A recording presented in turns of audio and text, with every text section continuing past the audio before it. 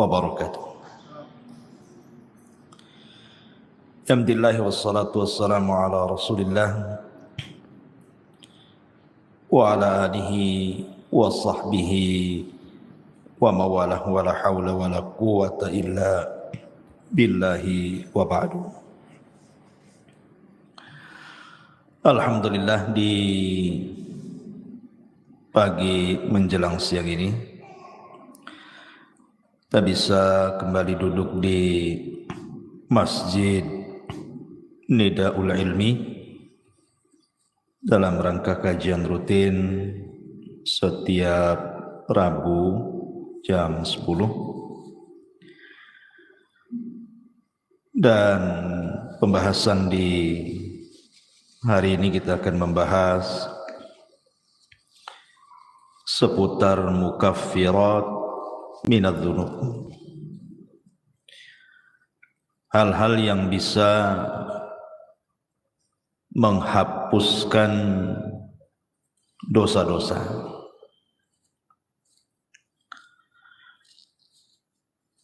Tapi yang dimaksud di sini tentu tidak semua dosa,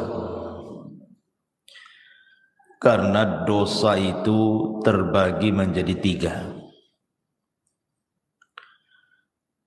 Ada dosa yang disebut dengan dosa yang paling besar yang tidak mungkin diampuni, seperti kesyirikan. Itu tidak mungkin diampuni. Kita bisa kembali duduk di Masjid Nidaul Ilmi dalam rangka kajian rutin setiap Rabu jam 10,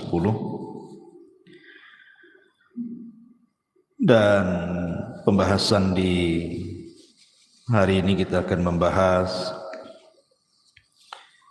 seputar mukaffirat minadz-dzunub, hal-hal yang bisa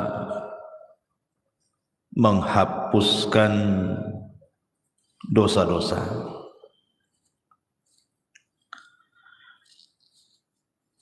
Tapi yang dimaksud di sini tentu tidak semua dosa, karena dosa itu terbagi menjadi 3. Ada dosa yang disebut dengan dosa yang paling besar yang tidak mungkin diampuni, seperti kesyirikan. Itu tidak mungkin diampuni kecuali kalau dia bertobat. Karena itu berdasarkan nas Al-Quran, innallaha la yaghfiru an yushraka bihi wa yaghfiru ma duna dzalika liman yasha. Allah tidak akan mengampuni dosa orang yang menyekutukannya, dan Allah hanya mengampuni dosa selain itu. Yang kedua, ada dosa yang berkaitan dengan manusia, dan ini yang ditangguhkan ampunannya. Walaupun seseorang sudah meminta ampun kepada Allah Subhanahu wa taala, kalau belum mendapatkan keridhaan dan keikhlasan orang yang kita sakiti, kita zalimi, kita ambil haknya, kita rampas kehormatannya, dan begitu seterusnya, maka Allah Subhanahu wa taala tidak akan mengampuninya sampai ada kerelaan orang yang dizaliminya. Dan kalau dia sampai mati dan tidak kunjung pula mendapatkan kerelaannya, maka nanti akan terjadi qisas pada hari kiamat. Kemudian yang ketiga, inilah dosa antara kita dengan Allah Subhanahu wa taala. Inilah yang kita akan bahas, adalah dosa-dosa yang berkaitan kita dengan Allah Subhanahu wa taala selain syirik ataupun dosa yang berkaitan dengan orang lain. Banyak perkara-perkara sebenarnya yang hanya dengan melakukan amalan-amalan tertentu, maka Allah Subhanahu wa taala dengan sendirinya akan mengampuni dosa-dosa kita. Bahkan ada amalan-amalan itu yang kalau dilakukan itu, walaupun dosa kita sebanyak buih di lautan, maka Allah Subhanahu wa taala akan mengampuninya. Seperti apa contohnya? Nabi sallallahu alaihi wasallam bersabda dalam sebuah hadis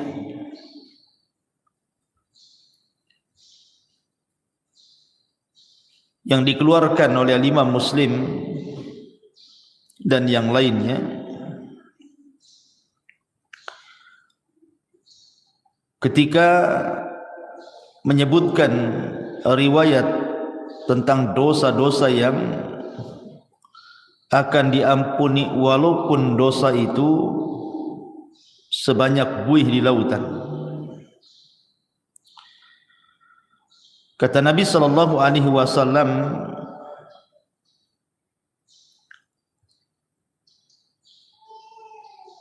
disebutkan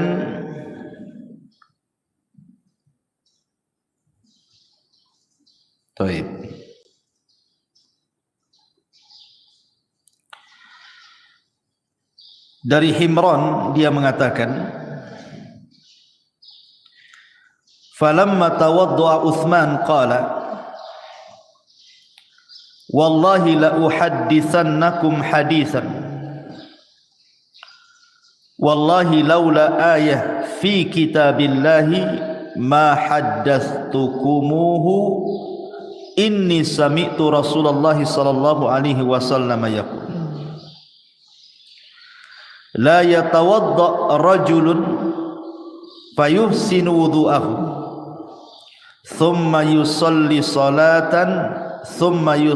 salata illa ghufira lahu ma bainahu wa bainas salati allati taliha. Qala Urwah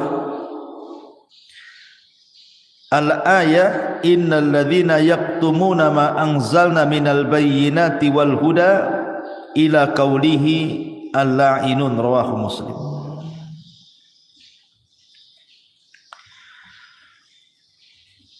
Dari Himran, dia mengatakan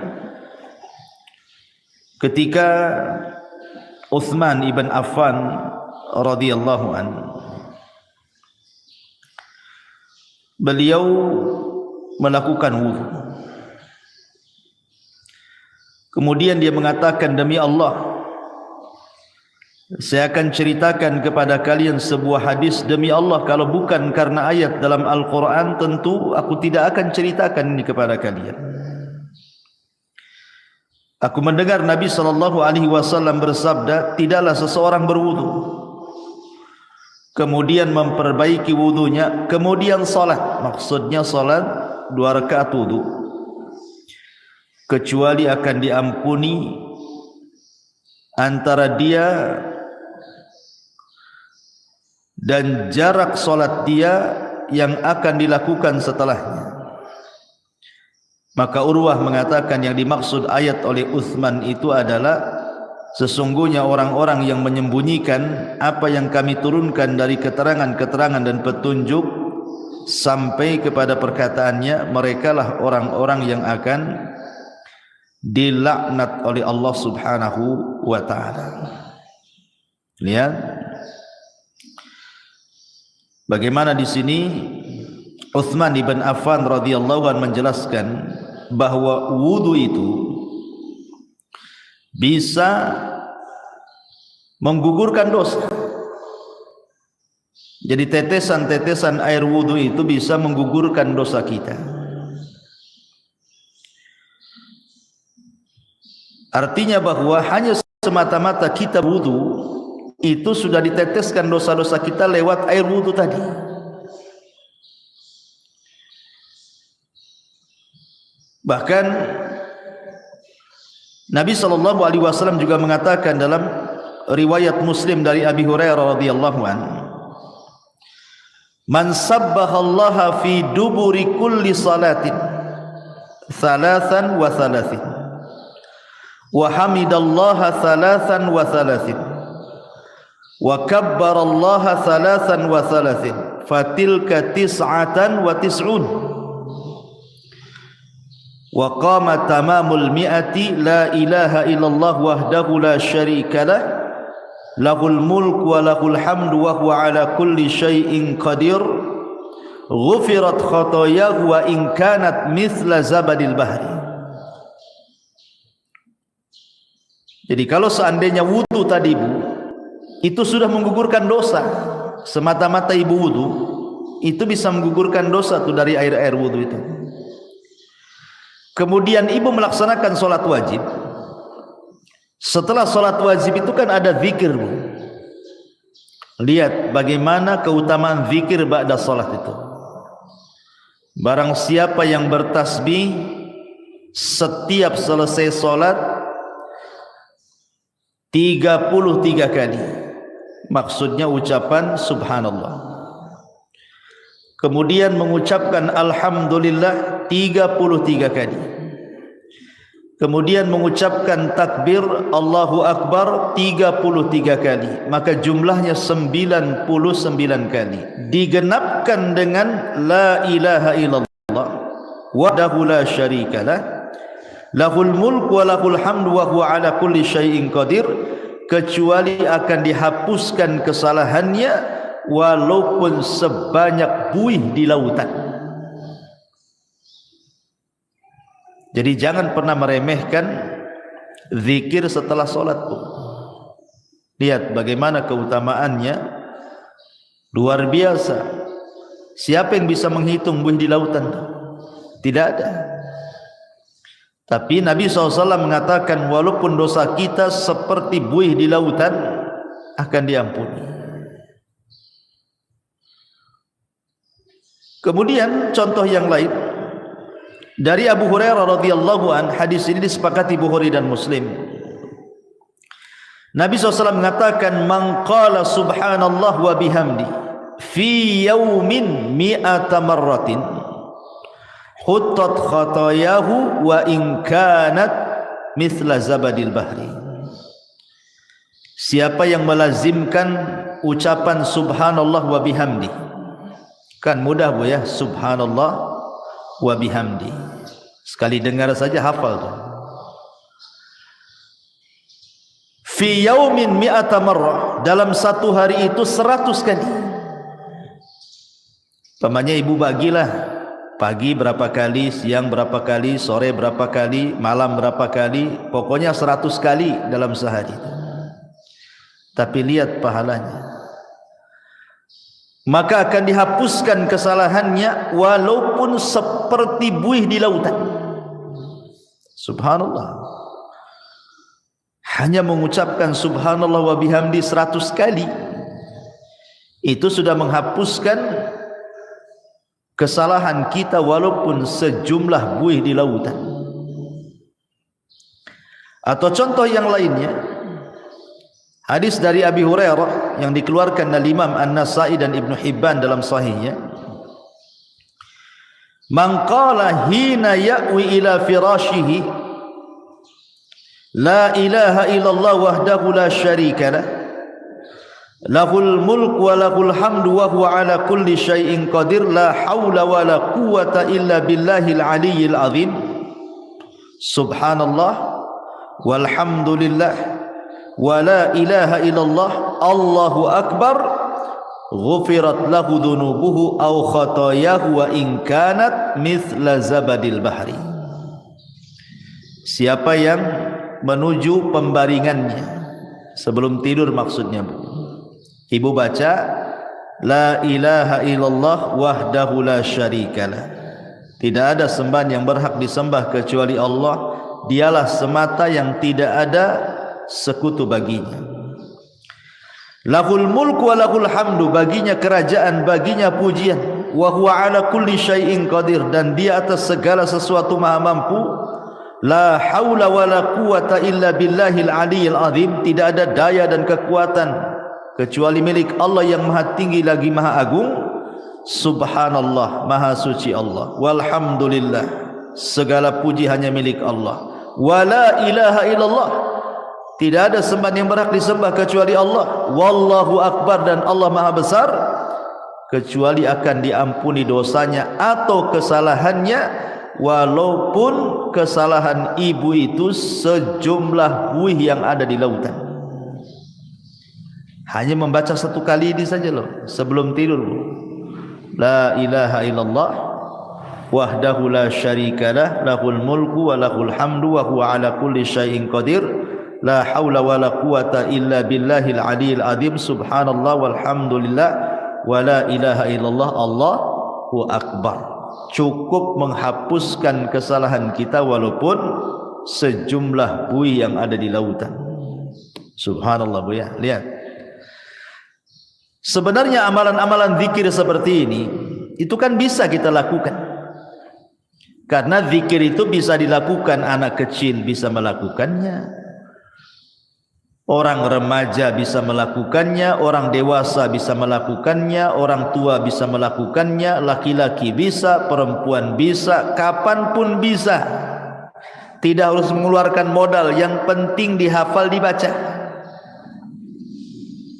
Tapi lihat pahalanya, menunjukkan bahwa zikir itu amalan yang luar biasa. Salah satu penyebab dosa-dosa kita diampuni adalah dengan cara berzikir, baik berzikir yang sudah ditetapkan seperti setelah sholat yang saya tadi sebutkan, ataupun sebelum tidur, ataupun zikir umum tadi, membaca subhanallah wa bihamdi 100 kali. Tapi itu sudah cukup tuh menghapuskan dosa kita walaupun sejumlah buih di lautan.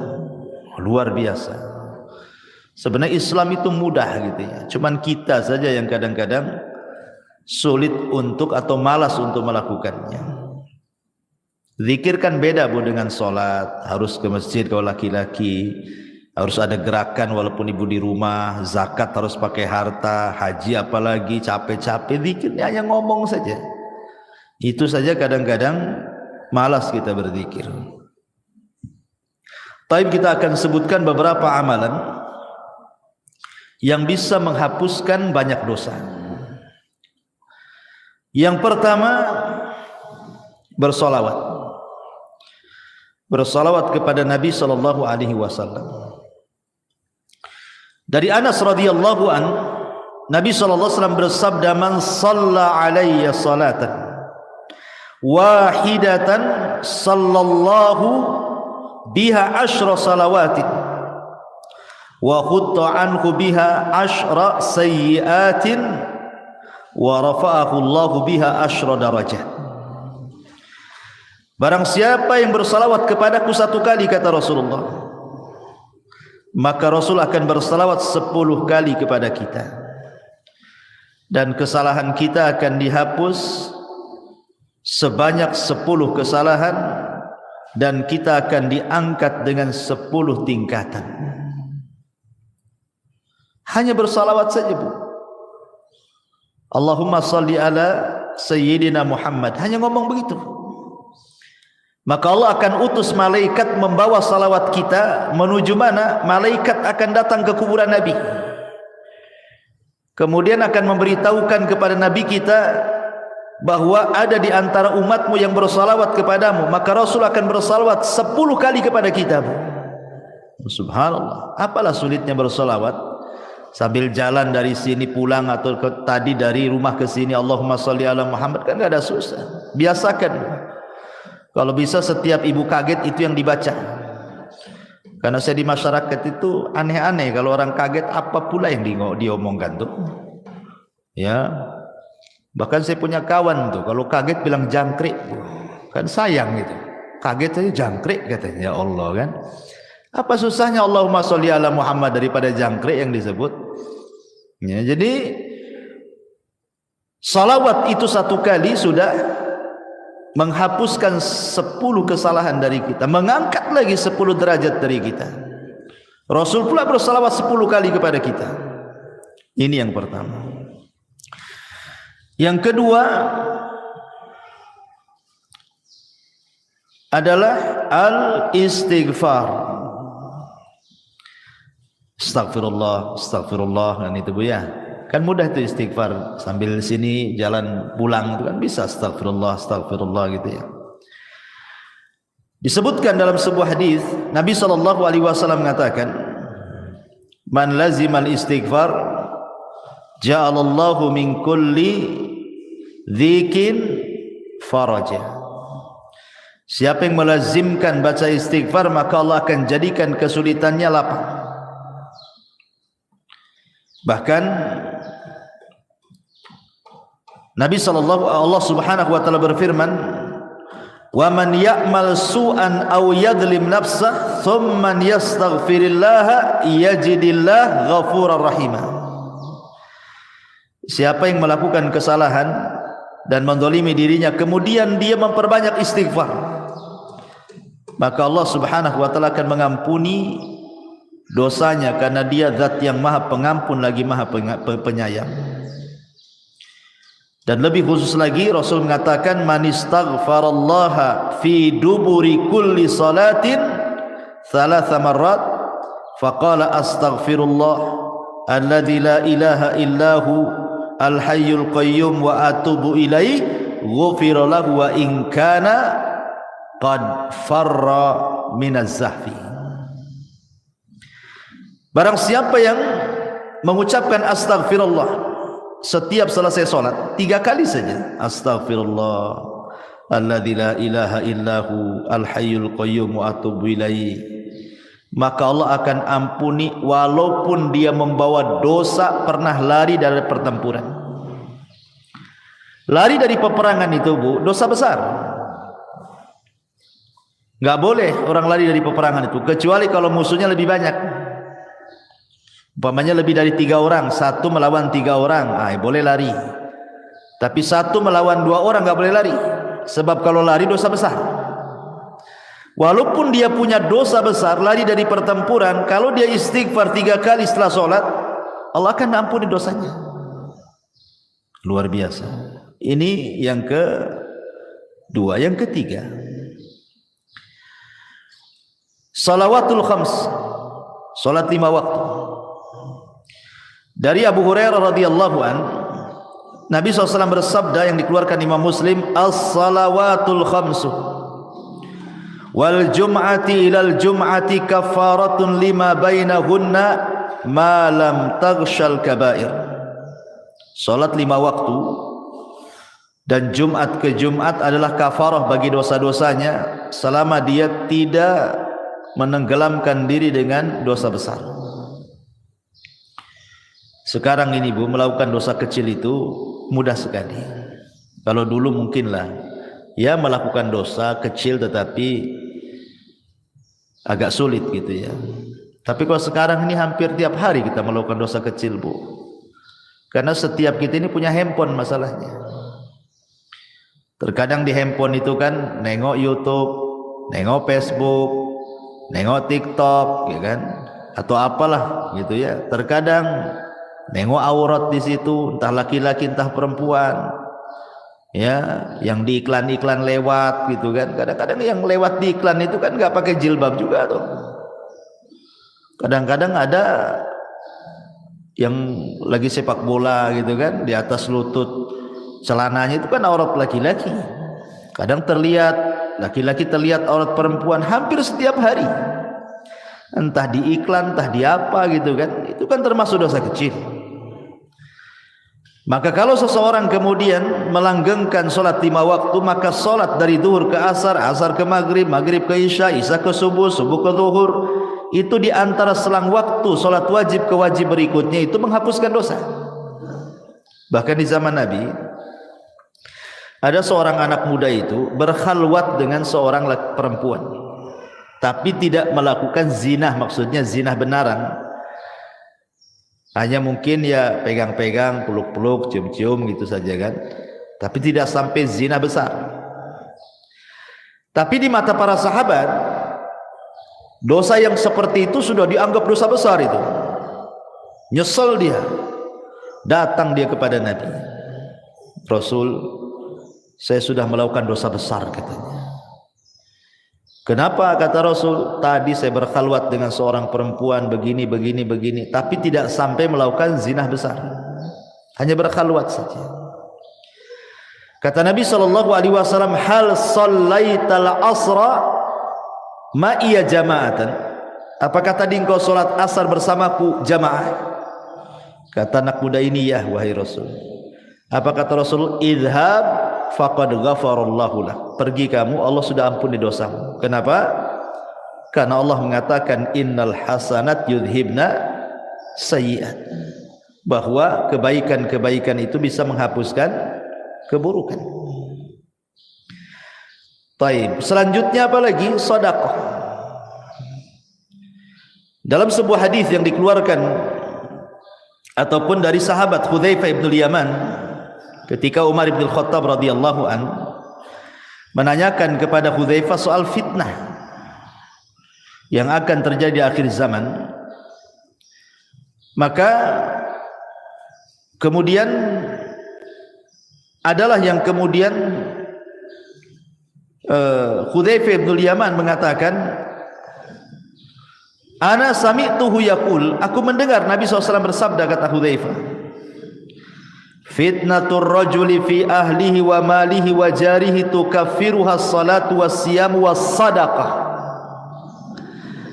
Fitnah seseorang dari keluarganya, dari hartanya, dari tetangganya itu bisa digugurkan dengan solat, puasa dan sedekah. Jadi sedekah juga bisa menggugurkan dosa. Bahkan kalau seandainya sedekah itu dilakukan secara sirriyah, tidak terang-terangan, Bu, yang tahu hanya ibu dengan Allah Subhanahu wa taala saja. Gimana caranya, Ustaz, sedekah sirriyah itu? Oh, gampang. Sekarang kan di handphone itu sudah banyak tuh program SMS banking itu, Bu, ya. Kirim saja lewat SMS banking. Kemudian coret namanya, kan? Gak nampak tuh. Pengirimnya dicoret. Kan tidak ada yang tahu siapa pengirimnya. Sudah gitu saja. Tinggal konfirmasi. Ya, jangan dikasih tahu konfirmasinya. Kalau udah tahu nomornya, tahu pula dia, kan? Pakai nomor lain. Ya, jadi orang tak tahu yang dari mas sumbangan tuh. Makanya Nabi SAW mengatakan shadaqatus sir tudfi'u ghadaba rabb, bahwa sedekah yang tidak terang-terangan itu bisa menghilangkan kemurkaan Allah Subhanahu wa taala. Bahkan dalam riwayat tudfi'ul khati'ah kama yudfi'ul ma'un nar, bisa menghilangkan kesalahan seperti api bisa dipadamkan dengan air. Rawahu Tirmidzi. Jadi sedekah juga bisa menggugurkan dosa. Kemudian apalagi intidharus shalah. Intidharus shalah, menunggu waktu salat. Rindu rasanya ibu itu di rumah itu, kapan duhur kok lama kali ya, katanya. Nanti sudah sholat duhur, kapan asar ini kok lama kali. Habis asar, aduh, kapan nih maghrib ini kok lama kali. Ini terbalik, aduh, udah duhur lagi, katanya. Nanti asar, cepat kali waktu ini, baru tadi itu sudah asar. Ah, itu sholat jadi beban bagi dia tuh kalau ngomong kayak gitu tuh. Tapi kalau orang rindu menunggu sholat dan ingin sholat kembali, maka Nabi SAW mengatakan, isbaghul wudu fil makari wa i'malul aqdam ilal masajid wa intidharus salati ba'das salah yughassilul khataya ghuslan. Sempurnakan wudumu ketika engkau susah untuk berwudu, entah airnya dingin, kayak sekarang kan lagi hujan terus nih di Batam nih, perasaan greges terus kan, Bu, ya, dingin-dingin terus. Apalagi datang subuh, nengok air kayak nengok es gitu ya. Tapi dipaksakan wudu, nah, itu namanya menyempurnakan wudu. Gak suka nyentuh air pun tetap dia berwudu. ataupun melangkahkan kaki ke masjid, ataupun menunggu sholat setelah sholat, maka itu bisa mencuci kesalahan-kesalahannya. Hadis ini sahih ala syarti Muslim dan dikatakan oleh Syekh Albani sebagai hadis sahih. Jadi menunggu sholat ke sholat itu bisa menggugurkan dosa. Kemudian apalagi seseorang yang terkena penyakit ataupun seseorang yang dilanda kesulitan, kesedihan, masalah gitu ya, kemudian dia sabar. Kata Nabi SAW dari hadis Aisyah radhiyallahu anha, ma min musibatin tusibul muslim illa kaffarallahu biha anhu hatta syaukata yusyakah. Rawahul Bukhari. Tidaklah sebuah musibah menimpa seorang muslim kecuali Allah Subhanahu wa taala akan jadikan itu kafarah bagi dia, penghapus dosa-dosanya, sampai kepada duri yang menancap sekalipun kalau dia sabar. Umpamanya ibu nih jalan kaki dari sini, tiba-tiba kok adalah yang nancap itu, entah tusuk sate gitu ya, atau mungkin duri tanaman. Kemudian ibu merasakan sakit, tapi ibu tidak ngeluh, ibu sabar gitu ya. Alhamdulillah, mudah-mudahan ini jadi penghapus dosa gitu ya. Itu bisa menghapuskan dosa tuh ya. Tapi jangan ditusukkan, ambil peniti, tusukkan pula kan itu. Itu sengaja ditusuk-tusukkan. Tak boleh itu menyakiti badan. Karena badan ini milik Allah. Dari ujung rambut sampai kaki itu milik Allah, tidak boleh disakiti. Kalau kita disakiti oleh diri sendiri, sengaja ambil peniti dicolokkan gitu ya ke badan kita, berdosa kita. Karena badan ini amanah Allah, milik Allah semuanya, harus dijaga ya.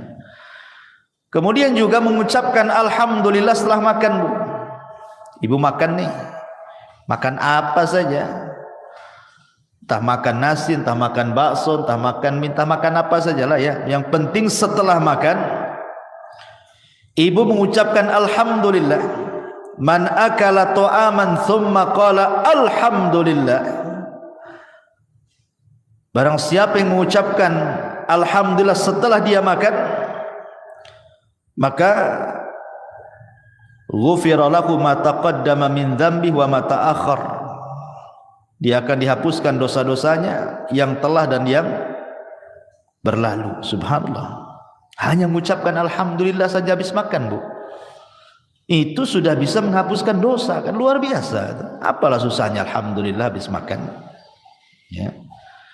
Kemudian juga ketika sholat, Bu, ketika amin, ketika imam mengatakan ghairil maghdubi alaihim waladdallin, amin ya gitu ya. Ketika imam mengatakan amin, nah, kita juga ikut tuh amin. Artinya aminnya imam dengan aminnya makmum itu harus sama. Jangan imam dulu baru makmum, tidak. Dengar imam waladzalin saja, langsung ibu amin. Jadi aminnya ibu dengan aminnya imam itu sama. Maka kata Nabi SAW, idza ammanal imam fa'aminu fa innahu man wafaqa ta'minahu ta'minal malaikati ghufira lahu ma taqaddama min dzambi. Lihat, apabila imam mengucapkan amin, maka aminlah. Maka barang siapa yang cocok antara aminnya ia dengan aminnya makmum, setara gitu ya, sama-sama, kemudian bertepatan pula dengan aminnya malaikat, maka akan diampuni dosa-dosanya. Coba ngucapin amin saja loh, diampuni dosanya, luar biasa ya. Tapi yang benar, jangan kayak anak-anak amin yang kayak gitu ya. Jadi harus ada wazannya amin itu. Amin itu dibaca dua wazan, Bu. Bisa menggunakan wazan fa'ilun ya, atau fa'ilun, dibaca amin atau amin. Nah, dua bacaan, Bu. Amin itu dua bacaan, ala wazni fa'ilun atau fa'ilun gitu ya. Bisa dibaca amin ataupun amin. Nah, dua-duanya boleh. Karena arti amin itu artinya ya Allah kabulkan doaku. Allahumma istajibli, itu arti amin itu. Jadi jangan main-main dengan amin itu, karena amin itu meminta kepada Allah agar doa kita dikabulkan dalam sholat. Kemudian juga contoh amalan yang lain adalah al-masyu ilal masajid, melangkah ke masjid. Itu pun termasuk yang bisa menggugurkan dosa. Seperti hadis yang tadi saya baca, isbagul wudu alal makarih wa kathratul khuta ila al masajid. Ghufira lahu ma taqaddama min dhanbi. Kemudian juga yang selanjutnya, bagi laki-laki al-muhafadhati ala salatil jum'ah, yang menjaga salat Jumat. Karena Rasul mengatakan al-jum'atu ila al-jum'ati kafaratun lima bainahuma. Subhanallah. Jadi kalau seorang laki-laki melaksanakan Jumat nih, pemain Jumat ini, betul-betul dia melaksanakan Jumat. Kemudian nanti ketemu Jumat minggu depan tuh Bu, antara Jumat sekarang dengan Jumat minggu depan itu dosa kita sudah diampuni tuh. Ya, makanya ibu dorong suami itu jangan malas-malas ke masjid untuk sholat Jumat kalau datang Jumatan itu. Cepatlah bang ke masjid biar dapat unta. Nanti kalau terakhir nggak dapat tuh telur ayam pun tidak dapat gitu ya. Kemudian juga yang bisa menghapuskan dosa adalah kafaratul majlis, Bu. Ingat, Ibu ya, kafaratul majlis itu penting, Bu. Ibu umpamanya datang ke arisan atau mungkin datang ke kondangan, atau ibu main ke rumah kawan, entah berdua, entah bertiga, entah berempat, ngobrol lah ibu di situ sambil makan rujak, ya kan? Nanti Bu setelah pulang, Bu setelah selesai mau balik nih Bu ya, jangan lupa Bu baca kafaratul majlis. Subhanakallahumma bihamdika asyhadu an la ilaha illa anta astaghfiruka wa atubu ilaik. Kata kawannya, kayak ustad aja katanya. Ini habis ngaji ya. Bukan kafaratul majlis, bukan penutup kajian. Kafaratul majlis itu penutup majlis. Kenapa Bu disarankan membaca kafaratul majlis? Yang namanya orang ngobrol bertiga, berempat, apalagi orang ramai Bu, terkadang adalah yang keseleo ngomong tuh, entah keseleo akhirnya bicarakan orang, entah terlalu kasar nyinggung orang yang ada di situ. Coba bayangkan, coba ibu datang ke rumah kawan tak ada dosa, tahu-tahu ngobrol di situ jadi punya dosa. Akhirnya apa? Gibain orang, atau mungkin tersinggunglah orang yang ada di situ dengan ucapan ibu gitu ya, atau dengan intonasi ibu disangka ibu marah, jadi orang nggak enak kan. Nah, supaya hilang dosa-dosa di majelis itu Bu, pulang tak bawa dosa, berangkat tak bawa dosa, gitu maksudnya. Supaya pulang pergi itu betul-betul tak bawa dosa. Jangan pula berangkat tak bawa dosa, pulang pula bawa dosa. Nah, itu pentingnya kafaratul majlis. Kemudian juga ibu kalau dengar azan Bu, kan di situ ada doa. Ya, doa apabila ibu mendengar suara muazzin. Kata Nabi SAW, biasakan kalau ibu kan setelah membaca, kata Rasul kalau muazzin bilang Allahu Akbar ya kita Allahu Akbar kan itu ya, sampai kepada hayya ala taini ya, hayya ala shalah ya al falah kan tidak sama tuh jawabannya. Ibu membaca la haula wala quwata illa billah, habis itu kemudian membaca doa azan kan, Allahumma rabb hadhihi da'wati tamah sampai selesai. Selepas itu ibu membaca asyhadu an la ilaha illallah wahdahu la syarikalah wa anna muhammadan abduhu wa rasuluhu raditu billahi rabbah wa bi muhammadin rasulah wa bil islami dina ghufira lahu min dzambihi. Kalau ibu membaca selepas mendengar azan asyhadu an la ilaha illallah wahdahu la syarikalah wa anna muhammadan abduhu wa rasuluh raditu billahi rabba wa bi Muhammadin nabiyya atau rasula wa bil islami dina, maka akan diampuni dosa-dosanya. Coba hanya ngomong begitu saja diampuni dosa-dosanya. Ya. Kemudian juga at-tasamuh wal af. At-tasamuh wal af, memaafkan orang dan berlapang dada dari orang.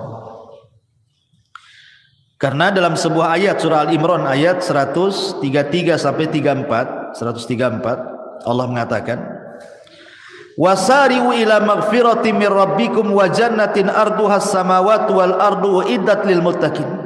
Bersegeralah kalian kepada keampunan Rabb kalian, karena sorga seluas langit dan bumi diperuntukkan untuk orang-orang yang bertakwa. Siapa orang yang bertakwa di sini? Alladzina yunfiquna fis sarra'i wadh dharra wal kadhiminal ghaidh wal 'afina 'anil nas wallahu yuhibbul muhsinin.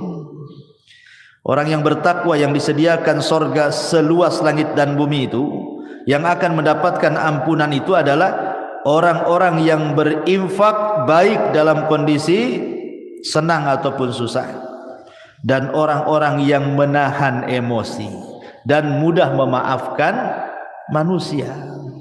Tahan emosi, kalau lagi marah tahan, itu bisa menghapuskan dosa, Bu. Jadi kalau ada orang yang nyakiti ibu, tiba-tiba ibu dimarahi orang, digibai orang, ya ibu manusiawi kan, pasti mau marah kan itu. Tapi ibu tahan-tahan marahnya. Ketika ibu menahan marah, itulah dosa ibu diampuni itu. Apalagi sampai memaafkan, kasih uzur, sudahlah, saya maafkan, memang dia gitu sih, biasalah dia gitu. Dimudahkan gitu ya, disederhanakan masalah, jangan dibesar-besarkan, nanti jadi tengkar. Itu saja bisa menghapuskan dosa. Kemudian yang lain juga bacaan tahlil, Bu, bacaan la ilaha illallah. Kata Nabi SAW, man qala la ilaha illallah wahdahu la syarika lahul mulku wa lahul hamdu wa huwa ala kulli syai'in qadir fi yaumin mi'ata marrah. Barang siapa yang mengucapkan la ilaha illallah wahdahu la syarika lahul mulku wa lahul hamdu wa huwa ala kulli syai'in qadir, dalam satu hari itu 100 kali, Bu. Apa kata Rasul? Kanat adlu asyri riqabin wa kutibat lahu mi'atu hasanatin wa muhiyat anhu mi'atu sayyiatin. Maka sebanding dengan memerdekakan 10 budak, akan dicatat 100 kebaikan, akan dihapus 100 kesalahan. Masya Allah ya. Ibu merdekakan budak dari mana duitnya, Bu? Cukup membaca ini saja 100 kali sama dengan ibu merdekakan budak 10 budak. Cukup tidak dicatat lagi 100 kebaikan, cukup tidak dicatat lagi, dihapus lagi 100 kesalahan. Hanya ngomong begini, Bu ya, 100 kali. Ibarat kita infak gitu ya, untuk memerdekakan. Harga budak tuh tak tahu sekarang berapa tuh ya. Tapi cukup membaca ini 100 kali saja sudah sama dengan memerdekakan 10 budak. 100 kesalahan dihapus, 100 kebaikan dicatat. Subhanallah. Termasuk juga, Bu, salatu rakaataini, salat 2 rakaat apabila ibu melakukan dosa. Ibu habis gibah nih di tetangga nih, lama pula gibahnya setengah hari, baru balik, aduh mak, tadi saya sudah gibai orang nih, nantilah, langsung ibu telepon sama yang digibai itu.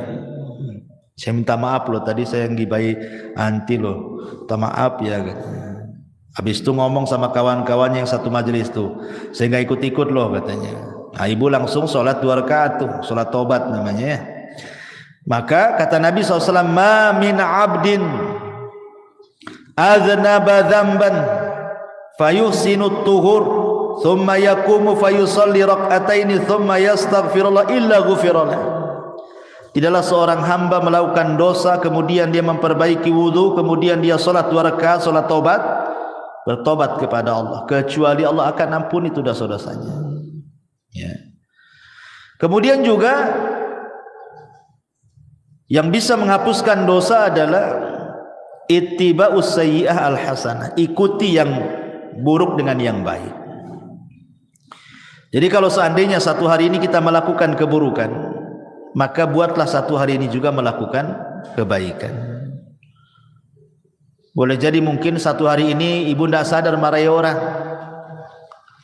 Orang yang dimarahinya mungkin ya kita tidak tahu apakah dia menerima atau tidak gitu kan. Tapi mungkin ibu melakukan hal yang sama. Buatlah kebaikan di situ juga. Kalau tadi marah-marah, sekarang ngomong yang baik-baik, yang santun-santun sama orang gitu ya. Jadi imbangi itu keburukan dengan kebaikan.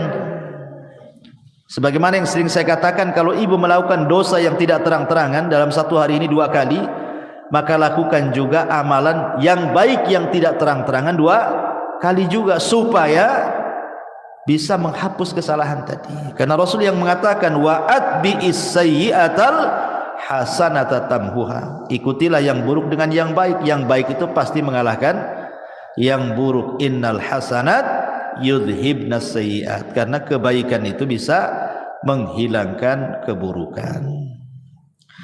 Termasuk juga orang-orang yang mati syahid, orang-orang yang terlibat dalam perang gitu ya.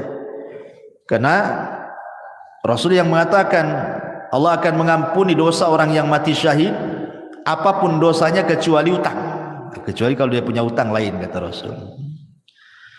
Termasuk juga at-taubatus shadiqah, bertobat betul-betul sebelum matahari terbit dari barat ataupun sebelum nyawa di kerongkongan. Nah, itu bisa menghapuskan dosa. Termasuk juga puasa. Pertama puasa Asyura, puasa di bulan Muharram, tanggal 10 bulan Muharram. Kata Rasul, yukaffiru sanatal madiyah, menghapuskan dosa 1 tahun ke belakang, rawahu Muslim. Ataupun puasa Arafah tanggal 9 bulan Dzulhijjah umpamanya ya. Rasul mengatakan yukaffirus sayyi'atal madiyatal baqiyah. Kalau puasa tanggal 9 Dzulhijjah ini lebih hebat lagi pahalanya, dihapuskan kesalahannya setahun ke belakang dan setahun ke depan, luar biasa. Ataupun puasa bulan Ramadan. Nah, itu kalau Ramadan jelas-jelas Bu ya, puasanya, sholat malamnya, Lailatul Qadarnya, itu menghapuskan dosa semua tuh. Kata Nabi SAW, man shoma ramadanan wa fi riwayatin man qama ramadanan wa fi riwayatin man qama lailata qadrin imanan wa ihtisaban ghufira lahu ma taqaddama min dambi.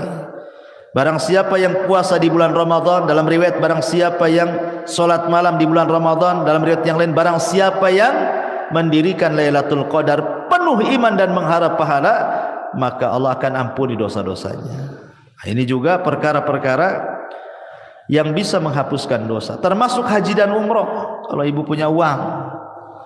Karena Nabi SAW yang mengatakan man hajja lillahi falam yarfus walam yafsuq raja'a ka yaumin waladathu ummuhu. Siapa yang haji karena Allah Bu, bukan karena manusia, dia tidak mengeluarkan kata-kata kotor selama haji, tidak melakukan kemungkaran selama haji, kefasikan, kecuali pulang Bu seperti anak bayi. Anak bayi kan gak punya dosa Bu. Nah, itulah keutamaan orang haji, pulang saja gak punya dosa dia. Begitu juga umroh, al umratu ilal umrati kafaratun lima bainahuma. Umroh satu ke umroh berikutnya itu setahun, namanya umroh nih, tahun ini umroh, tahun depan umroh lagi, setahun itu dihapuskan dosa-dosanya dari umroh ke umroh. Subhanallah ya. Maka ini kesempatan bagi orang-orang kaya nih, kalau memang punya uang berangkat ya. Karena ini salah satu yang bisa menggugurkan dosa. Tentu yang paling besar dari semuanya, dari semua yang saya jelaskan dari awal sampai akhir tadi, yang paling besar yang bisa menghapuskan dosa adalah at-tauhid ya. Tidak menyekutukan Allah, tidak menyekutukan Allah, dan beriman kepada dan beramal saleh. Tauhid, tauhid penting. Kemudian juga amal saleh secara umum, apapun amal salehnya, Sebagaimana Allah mengatakan dalam surah Al-Ankabut ayat 7, walladzina amanu wa amilus salihat lanukaffiranna anhum sayyi'atihim. Orang-orang yang beriman dan beramal saleh, sungguh kami akan menggugurkan kesalahan-kesalahan mereka, termasuk berusaha menjauhi dosa-dosa besar.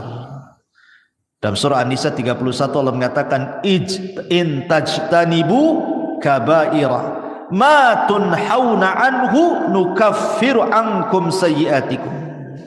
Jika kalian menjauhi dosa-dosa besar, syirik, zina, minum khamar dan begitu seterusnya, apa yang telah dilarang, maka kami akan gugurkan dari kalian kesalahan kalian.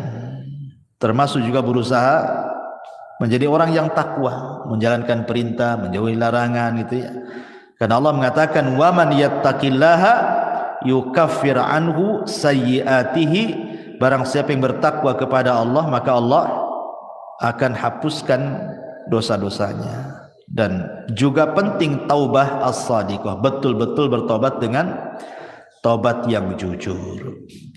Tapi kalau seandainya ini berkaitan dengan dosa besar, maka ada tambahan, bukan hanya sekedar amalan-amalan yang saya tadi sebutkan. Kalau berkaitan dengan dosa besar, ada lagi tambahan. Pertama, ikhlas, niat ingin bertobat. Yang kedua, al-iqla', betul-betul melepas dosa dan meninggalkan. Yang ketiga, an-nadam, menyesal, kenapa saya melakukan dosa. Yang keempat, aqdul azmi, betul-betul berjanji tidak mungkin kembali ke dosa itu. Kemudian yang kelima, ikuti dosa yang sudah dilakukan dengan kebaikan supaya dosanya bisa terhapuskan. Dan kalau itu berkaitan dengan hak adami, hak-hak manusia, maka kembalikan. Pernah ngambil, balikin apa yang sudah diambil. Pernah zalimi, minta keridhaannya agar dimaafkan kezalimannya, dan begitu seterusnya. Ma'asyiral muslimat yang dimuliakan Allah Azza wa Jalla. Adapun tentang keutamaan taubat sendiri, bertobat kepada Allah Azza wa Jalla, yang pertama, taubat itu menjadi penyebab Allah itu suka dengan kita. Makanya ada doa, Allahumma ij'alni minat tawwabin waj'alni minal mutatahhirin. Setiap kita habis wudu itu kan, ya Allah jadikan aku termasuk orang-orang yang bertobat dan termasuk orang-orang yang bersuci. Setiap wudu kita meminta kepada Allah seperti itu kan. Kenapa? Karena Allah mengatakan innallaha yuhibbu tawwabin wa yuhibbul mutatahhirin, karena Allah suka dengan orang-orang yang tobat dan suka dengan orang-orang yang bersuci, ya. Yang kedua, bahwa tobat itu menyebabkan Allah mengampuni kesalahan kita dan menerima amalan kita. Dengan tobat itu Allah akan memaafkan kesalahan kita dan menerima amalan kita.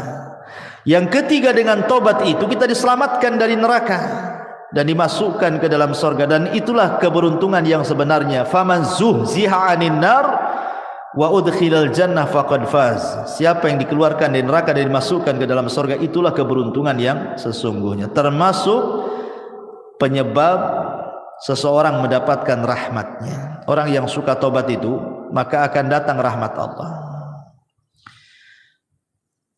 Karena Allah mengatakan Allah itu lebih senang dengan tobatnya seorang hamba dibandingkan seseorang yang safar ke padang pasir bawa unta dan semua perbekalannya di atas unta.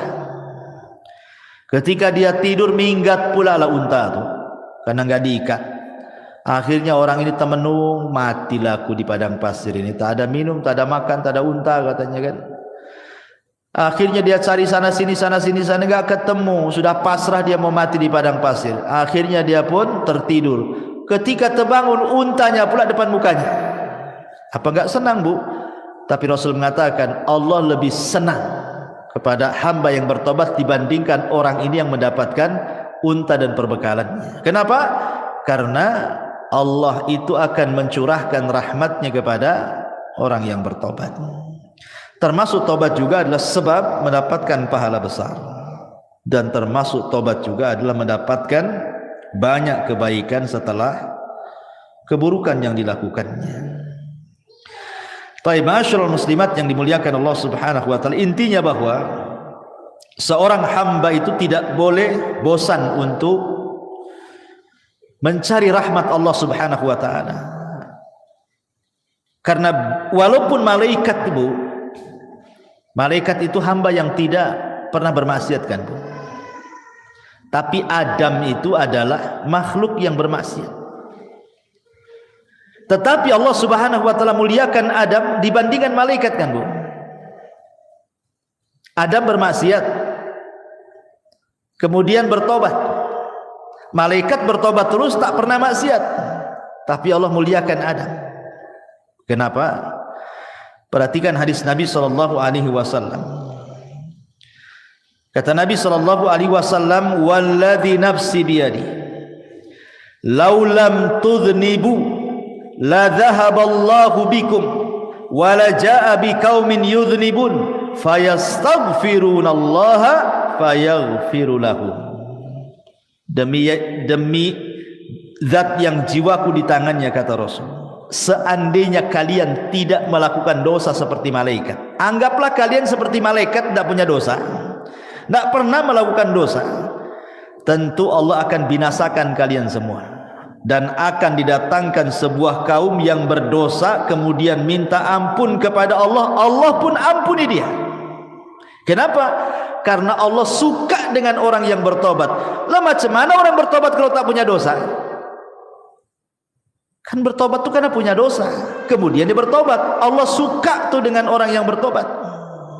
Tapi jangan disengaja buat dosa, nanti tak sempat pula bertobat. Ya. Jadi maksudnya di sini adalah lihat bagaimana keutamaan orang yang bertobat kan. Karena memang Allah Subhanahu wa taala sudah memang melekatkan kepada anak Adam itu pasti berbuat dosa. Kullu bani Adam khata'un wa khairul khata'ina tawwabun, kan itu. Setiap anak Adam itu pasti dosa. Pasti melakukan dosa. Kalau ada ibu yang mengatakan saya tidak pernah berbuat dosa, kadzabti, dusta ibu ini. Dustakan orang yang mengatakan saya tidak pernah berbuat dosa. Karena dosa itu macam-macam. Tetapi sebaik-baik orang yang melakukan dosa, tobat. Ya, bertobat kepada Allah Subhanahu wa taala. Ma'asyiral muslimat yang dimuliakan Allah Azza wa Jalla, yang jelas bahwa ingat, sebesar apapun dosa kita, walaupun sampai membumbung ke langit sekalipun, sampai ke awan lah dosa kita itu saking banyaknya. Kalau kita datang betul-betul menghadap Allah ingin bertobat, apa dalam hadis qudsi itu? Allah katakan, "Ya ibadi, lau dhunubuka ananas sama, thumma astaghfartani ghafartu laka ala ma kana minka wala ubali." Hei anak Adam, sekalipun dosamu melambung sampai ke langit, kata Allah, tapi kau datang kepadaku dengan ikhlas ingin bertobat, ku ampuni, aku enggak peduli, kata Allah. Lihat bagaimana luasnya rahmat Allah Subhanahu wa taala. Sampai Amr bin As ini kan, Bu, seorang sahabat. Dia baru masuk Islam setelah 20 tahun. Dia sama dengan Khalid bin Walid tuh, 20 tahun baru masuk Islam. Setelah lewat Islam 20 tahun baru masuk Islam tuh. Khalid bin Walid, Amr bin As, dan ada satu kawannya itu, 3 orang. Khalid bin Walid langsung masuk Islam, berbaiat kepada Rasul. Amr bin As pula ragu-ragu. Kata Rasul, "Kenapa kau ragu-ragu, hai Amr? Apakah kau ragu-ragu dengan agamaku?" Kata Rasul, kata Amr, "Bukan itu, wahai Rasul. Aku ingin masuk Islam tapi ada syaratnya," kata Amr gitu. Kata Rasul, "Apa syaratnya?" "Begini Rasul, kau tahu apa yang sudah kulakukan kepadamu dan sahabatmu. Sampai ketika kaum muslimin hijrah ke Habasyah juga, Amr bin As yang melobi Najasyi untuk memulangkan. Kau sudah tahu dosaku banyak, wahai Rasul. Saya siap masuk Islam. Pertanyaannya, aku minta syarat." Kata Rasul, "Apa syaratnya?" "Seandainya aku masuk Islam, maukah kau berdoa kepada Allah agar dosa-dosa yang selama ini kulakukan kepadamu dan sahabat-sahabatmu Allah ampuni?" Rasul pun tersenyum dan mengatakan, "Ya Amr, innal Islam yahjubu ma qabla." Amar, Islam itu menghapuskan dosa-dosa sebelum Islam. Sebagaimana taubat itu tahjubu ma qabla, menghapuskan dosa-dosa sebelum taubat. Artinya nikmat Allah, rahmat Allah itu luas. Di zaman Bani Israel ada 99 orang dibantai oleh preman, tapi dapat hidayah. Preman ini ingin bertaubat. Datang dia kepada seorang rahib, jahil pula rahib ini.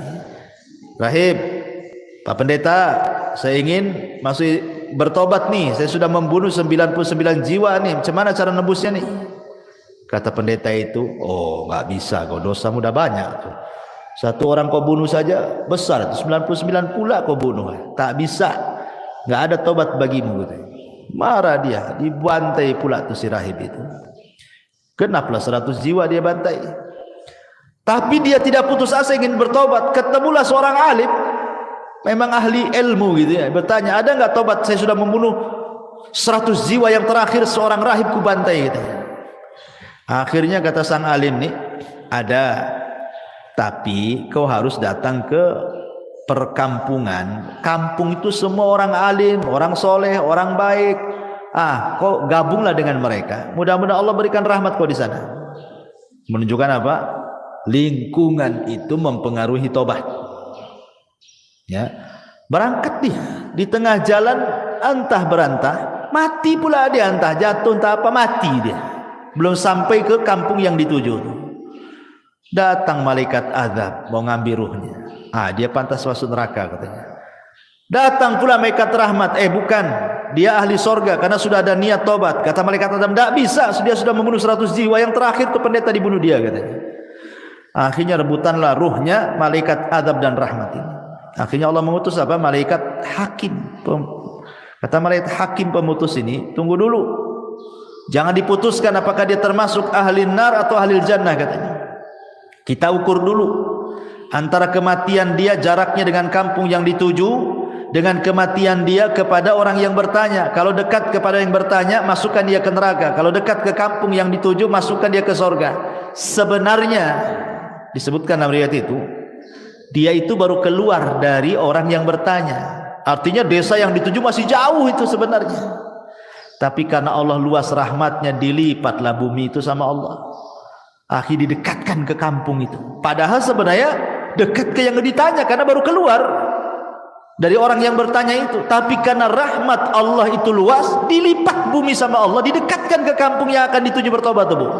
Subhanallah. Itulah kenapa Allah mengatakan inna rahmati taghlibu ghadabi, rahmatku mengalahkan kemurkaanku. Allah lebih sayang. Ya, karena sudah ada niat tobat, dilipat bumi, dekatkan pula ke kampung bertobat, masuklah dia ke dalam sorga. Itu menunjukkan apa? Jangan putus asa dari rahmat Allah azza wa jalla. La taqnatu min rahmatillah, innallaha yaghfiru dzunuba jami'a. Jangan pernah putus asa dari rahmat Allah. Karena Allah itu mengampuni semua dosa, sebesar apapun dosa, hatta syirik sekalipun. Anggaplah syirik sekalipun. Tapi kalau dia ingin bertobat kepada Allah Subhanahu wa taala, tidak ada mustahil. Allah itu Ghafurur Rahim. Allah itu Maha menerima tobat siapapun. Dan harus yakin, ya, rahmat Allah itu luas. Rahmat Allah itu seluas-luasnya, sampai ada seorang anak muda di zaman Bani Israel, tidak pernah melakukan dosa, 70 tahun. Mana ada zaman sekarang anak muda nggak melakukan dosa? Yang ada gemar melakukan dosa. Jadi ada anak muda di zaman Bani Israel itu 70 tahun dia tak berbuat dosa, meninggal dia, berdiri di pintu sorga. Kata Allah, masuk kau ke dalam sorga dengan rahmatku. Kata anak muda itu, tidak mau saya ingin masuk sorga dengan amalanku katanya. Kata Allah, masuk kau ke dalam sorga dengan rahmatku. Tidak, saya tidak akan masuk sorga dengan rahmatmu, tapi saya ingin masuk sorga dengan amalanku. Kalau memang aku pernah berbuat dosa, kemudian kau ampuni dosaku, kau masukkan aku ke sorga dengan rahmatmu, wajar. Aku loh tidak pernah berbuat dosa, masa dengan rahmatmu aku masuk sorga? Aku ingin masuk sorga dengan amalanku katanya. Kata Allah, baik, hitung berapa amalmu. Dihitunglah amalannya itu. Rupanya setelah dihitung amalannya tidak sebandinglah dengan satu nikmat Allah yang Allah berikan kepadanya berupa penglihatan. Takut dia tak masuk sorga. Akhir mengatakan, ya Rabb, sudahlah nggak apa-apa, masukkan aku ke surga dengan rahmat-Mu saja, katanya. Nah, lihat. Jadi rahmat Allah itu luas. Jangan stres. Banyak orang yang stres gara-gara pernah melakukan dosa, ingin tobat, kayaknya Allah sudah tutup pintu tobat. Enggak, Allah itu beda dengan manusia. Kalau manusia kita sakiti, kita jengkeli, ya kan Bu, kemudian kita datang ke rumahnya, ngetuk pintu, tadi buka-buka sama dia. Tapi kalau Allah berbeda. Kalau kita hari-hari mengetuk pintu langit, minta ampun kepada Allah, Allah lah setiap hari loh, sepertiga malam akhir loh, menawarkan ampunannya kepada kita. Hei hamba-hambaku, kata Allah, man yad'uni fa astajibana, wa man yas'aluni fa utiya, wa man yastaghfiruni fa aghfirullah. Siapa yang berdoa aku kabulkan, siapa yang minta aku kasih, siapa yang minta ampun ku ampuni. Tiap malam, tiap sepertiga malam Allah mengatakan seperti itu. Ada kesempatan setiap hari. Dan hebatnya Allah itu, Bu, salah satu di antara sifat Allah itu atau nama-nama Allah itu ada sitir. Allah itu memiliki sifat sitir. Sitir itu apa, Bu? Menutup aib kita. Kita melakukan dosa di malam hari, Allah tutup pula aib kita di siang hari. Kita melakukan dosa di siang hari, Allah tutup aib kita di malam hari. Kurang apa Allah itu coba? Sudah kita berbuat dosa kepada Allah, Dia pula tutupi aib kita. Karena mulianya manusia itu karena ditutup aibnya sebenarnya. Coba kalau seandainya orang itu dibongkar aibnya, Bu, nggak ada orang menghormati orang itu, pasti meletakkan pasir semua di atas kepalanya. Imam Ahmad saja ngomong begitu. Ketika murid-muridnya datang kepada Imam Ahmad lagi belanja tuh di pasar tuh. Kata murid-muridnya, ya Imam, biar kami bawa barang-barangmu ke rumah, kau jalan kaki saja, kau kan guru kami, katanya. Kata Imam Ahmad, enak saja kau ini, katanya. Kau kan nggak tahu aibku saja, kata Imam Ahmad. Kalau kau tahu aibku, Allah bongkar aibku, pasti kau letakkan pasir di atas kepalaku. Aku dihormati itu karena Allah tutup aibku, katanya. Semua manusia, mau ustadznya, mau santrinya, mau awamnya, mau menterinya, mau presidennya, mau siapapun manusia di dunia ini, Bu, kalau sempat Allah bongkar aibnya, nggak ada manusia itu dihormati sama sekali. Jangankan itu, gara-gara ngomong satu kali kepleset, Bu, yang tadinya ditokohkan, dibanggakan, dipuji, ngomong pula di YouTube salah, kepleset, menghina anu, menghina ini, dia dibully sama netizen, habislah dia, Bu. Itu baru kepleset satu tuh, sudah dihabiskan nih, nggak dihormati lagi, dicaci maki yang ada itu sama netizen. Gimana kalau satu umur dia betul-betul ditampakkan aibnya? Ya Allah, ya Rabb, tidak ada manusia yang mulia di hadapan manusia. Bersyukur kita punya Allah itu maha sitir. Ya, sudah kita berbuat dosa, Allah tutup pula. Alhamdulillah. Dan habis itu Allah kasih pula peluang kita bertobat. Enak, Bu. Kalau ibu buat salah sama saya, Bu, ibu minta maaf, paling jawaban saya, nantilah, tengoklah. Kalau pantas dimaafkan, saya maafkan. Kalau tak pantas, ya tak saya maafkan. Nah, itu kalau kita tuh. Kalau tidak, sudah kita berbuat salah sama Allah, Allah tutup aib kita, Allah kasih pula peluang tobat. Masya Allah, Allah itu Rahim, Rahman, Ghafur, ya, Latif, luar biasa nama-nama Allah Subhanahu wa Ta'ala. Wallahu a'lam bishawab. Ini saja yang bisa sampaikan, Bu. Subhanakallahumma bihamdika, asyhadu an la ilaha illa anta, astaghfiruka wa atubu ilaik. Wallahu ta'ala alam. Assalamualaikum warahmatullahi wabarakatuh.